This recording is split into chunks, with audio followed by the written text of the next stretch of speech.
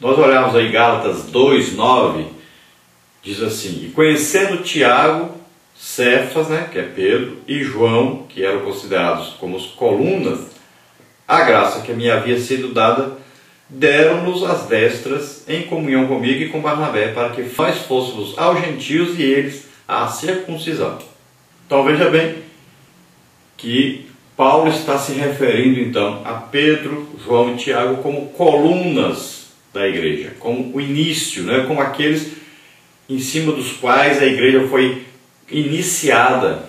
Então eles eram os responsáveis por iniciar a igreja. Nós vamos ver que Tiago era um homem de muita oração, um homem de conhecimento bíblico. Nós vamos ver que Pedro era um homem de muita ação, de muita coragem. E nós vamos ver que João era um homem de extremo amor, de misericórdia. Então, juntando esses três aí, a igreja então pôde ser iniciada e desenvolveu-se. Mas todos três muito importantes, e Deus os usou tremendamente no início da igreja. Pedro, por exemplo, foi usado tremendamente para abrir a porta do evangelho, tanto aos judeus como aos gentios. No dia de Pentecostes, Pedro pregou para todos os judeus e os que aderiram à lei, aderiram ao judaísmo. Então todos os prosélitos, juntando todos isso aí, judeus, considerados judeus. Então Pedro abriu a porta do evangelho a eles, pregou a primeira pregação da igreja, aí cheio do Espírito Santo, Então eles se converteram, quase 3.000 almas aceitaram ele nesse dia. Agora, depois Pedro vai à casa de Cornélio, um gentio, comandante aí, romano, centurião, e toda a sua família junto com eles se converteram naquele dia, e eles receberam o batismo com o Espírito Santo naquele dia. Então Pedro foi o responsável tanto por abrir a pregação do evangelho aos judeus, como abrir a pregação do evangelho aos gentios. Então Pedro iniciou essa pregação. Tiago foi o primeiro mártir entre os apóstolos, porque Estevão também foi mártir, mas não era aí apóstolo. Então Tiago foi o primeiro mártir, o primeiro a ser decapitado por causa de Jesus. Ele então foi aprisionado por Herodes e foi decapitado. Depois nós vamos ver aí que João, ele foi o último a morrer dos apóstolos e foi escolhido por Jesus para trazer a mensagem apocalíptica, para escrever sobre a escatologia, sobre as coisas futuras. E também, antes de escrever isso, ele foi escolhido para escrever a respeito da divindade de Jesus. Que nós vamos ver Mateus escrevendo a respeito de Jesus como rei, como descendente do rei Davi. Vamos ver aí Marcos escrevendo também o evangelho de Jesus aos romanos, e escrevendo de uma maneira mais simples, sem se preocupar muito com datas ou provar qualquer coisa, mas escrevendo de maneira simples o evangelho, transmitindo então aos gentios o evangelho.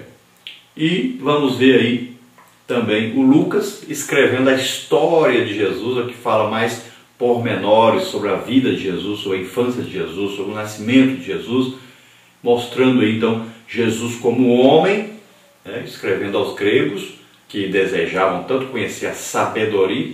Lucas então procura escrever mostrando detalhes da vinda de Jesus, e vemos aí que João foi escolhido para escrever mais sobre a divindade de Jesus. Enquanto os outros mostraram Jesus como homem, já João mostra Jesus como Deus.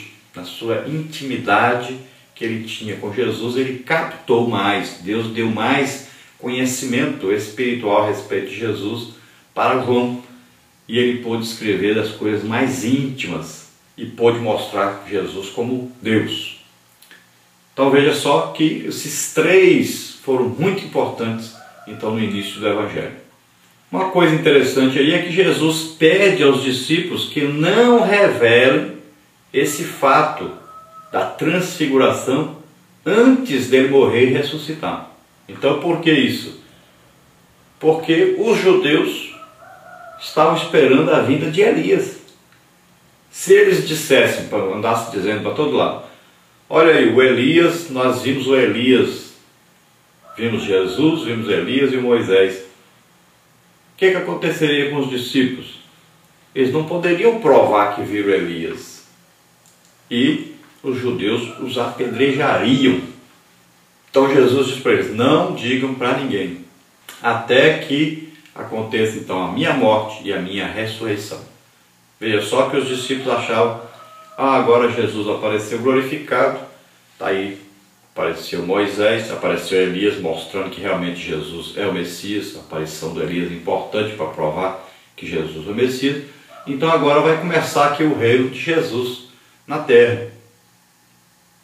Mas Jesus fala com eles a respeito da sua morte, da sua crucificação e da sua ressurreição. Então eles não estavam entendendo muito direito isso, como é que era isso. Então nós vamos ver que após a morte de Jesus e a ressurreição, então Tiago já havia sido decapitado, não poderia falar sobre essa visão. Mas tanto aí Pedro como João falam da transfiguração de Jesus. Pode ver aí que Pedro fala sobre a transfiguração e diz assim, porque não nos fizemos saber a virtude e a vinda de nosso Senhor Jesus Cristo seguindo fábulas artificialmente compostas, mas nós mesmos vimos a sua majestade, porquanto ele recebeu de Deus Pai honra e glória, quando da magnífica glória lhe foi dirigida a seguinte voz, este é o meu Filho amado, em quem me tenho comprazido. E ouvimos essa voz dirigida do céu, estando nós com ele no Monte Santo. O segundo livro de Pedro 1, 16 a 19. Agora João também fala sobre a transfiguração, e ele fala lá em João 1,14, ele diz, olha, o Verbo se fez carne e habitou entre nós, e vimos a sua glória, como a glória do unigênito do Pai, cheio de graça e de verdade. Primeira Epístola de João, capítulo 1, versículos 1 e 2, diz assim, o que era desde o princípio, o que ouvimos, o que vimos com os nossos olhos, o que temos contemplado, e as nossas mãos tocaram da palavra da vida, porque a vida foi manifestada, e nós a vimos, e testificamos dela, e vos anunciamos a vida eterna que estava com o Pai, e nos foi manifestada. Glória a Deus. Então veja que João fala também da transfiguração. Então nós sabemos aí, como os judeus sabem que Elias não morreu, eles estão esperando ainda a vinda de Elias. Tanto é que até em suas festas e comemorações, eles ainda guardam ali um lugar para Elias, ou uma taça ali de bebida para Elias, ou uma cadeira para Elias, né? Mas eles estão aguardando a vinda de Elias. Então eles não conseguiram detectar a vinda de João Batista como Elias e nem detectaram a vinda de Jesus, o Messias, na época que vieram. Então eles estão esperando ainda. E o que vai acontecer?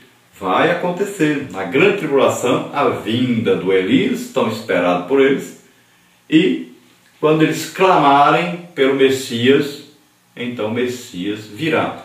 Então o remanescente, aquele que estiver vivo nessa época da grande tribulação, então ele verá o Elias como verá o Messias. Então até os discípulos que eram judeus estavam esperando a vinda de Elias. Então era importante aquela visão também, para que eles vissem Elias e reconhecessem em Jesus realmente Deus e o Salvador. Nós vamos ver aí na transfiguração também uma coisa interessante. Pedro e João e Tiago, eles reconhecem tanto Moisés como Elias. Como é que pode ser isso? Eles não viveram na época deles. Então eles os reconheceram. Pode ser, alguns dizem que é porque Moisés trazia ali uma tábua com as leis, né? E outros dizem que Elias apareceu ali na sua vestimenta glorificada, mas em sua vestimenta tradicional. Mas nós não cremos assim. Eles vieram em corpos ali celestes, né, brilhando, e nós cremos que é uma revelação ali. Assim como nós, quando chegarmos no céu, a maioria de nós, né, a grande maioria, nunca viu Jesus, nunca teve uma visão de Jesus para ver como ele é. Então, nós reconheceremos Jesus no céu. Mas como? Nós não conhecemos ele como pessoa, nós vivemos aqui naquela época que ele andou pela terra, como é que nós vamos conhecer? Porque isso é uma revelação espiritual. Então, naquela hora, tanto Pedro, como João, como Tiago reconheceram imediatamente Elias, Moisés e, claro, Jesus, porque já conheciam. Não falaram com eles e nem eles falaram, dirigiram qualquer conversa ou frase a Pedro, João e Tiago. Por quê? Eles falaram apenas com Jesus. Por quê? Eles estavam no reino espiritual. E quem está lá não pode falar com quem está aqui. Não existe essa comunicação. Então eles poderiam falar com quem estava lá. E como Jesus naquela época ali, naquele momento ali, estava no corpo glorificado, no corpo como então no céu, então eles puderam comunicar-se. Falavam a respeito de quê com Jesus? A respeito da vinda de Jesus para o céu, que eles diziam. Já já o Senhor vai vir. Já já. Está quase chegando a hora de o Senhor morrer aqui na terra e ressuscitar. Então era um recado do Pai, dizendo já já vai acontecer o que está previsto acontecer, né? Porque a Bíblia diz que daquela hora, daquele dia, ninguém sabe, senão o Pai. Então o próprio Jesus diz isso. E Jesus estava aguardando a hora que o Pai determinaria. E aí é usado tanto o Moisés como Elias para dizer a Jesus, já já vai acontecer, está chegando a hora. E isso servia de consolo. Para a maioria das pessoas serviria de quê? De desespero, vou morrer. Para Jesus servia de consolo, já já estou com o Pai, né? Que maravilha. Então nós sabemos que Moisés aí está representando a lei. A lei nos revela o pecado e a necessidade de um Salvador. Então a lei em si mesma não mostra a salvação, não revela a salvação. Revela o nosso pecado e revela a necessidade de um Salvador. Então a lei, ela mostra o lado ruim, mas não indica o lado bom, que é o Salvador. Já estava ali Elias, que representava os profetas, que revelam o lado bom, revelam a solução para o pecado. Os profetas iam trazendo a mensagem da vinda do Messias, do Salvador. Então, as duas mensagens se completam, mas todas as duas levam para onde? Levam para Salvador. Então não é importante ali Moisés nem Elias, o que é importante realmente era Jesus. Todos os dois estavam ali para indicar Jesus. Então Moisés poderia dizer, olha, eu trouxe a lei, o Pai me escolheu para trazer a lei. Ele me deu a lei, eu mostrei aos homens. Eu era um intercessor entre Deus e o povo, mostrando a eles os pecados, a necessidade de um Salvador. Então eu estava querendo mostrar para eles que eles precisavam de Jesus. E Elias poderia dizer, olha, eu fui escolhido como profeta para fazer com que o povo deixasse os falsos deuses e se entregasse ao verdadeiro Deus. Eu vim para mostrar o Salvador, a solução para o pecado. Então eu estava falando desse, Jesus. Então todos os dois indicavam Jesus como a solução. E Jesus então representava ali quem? O Salvador, representando o quê? A graça de Deus, a misericórdia de Deus, trazendo salvação aos homens, não por méritos do homem, mas pelo sofrimento, pela morte de Jesus na cruz do Calvário.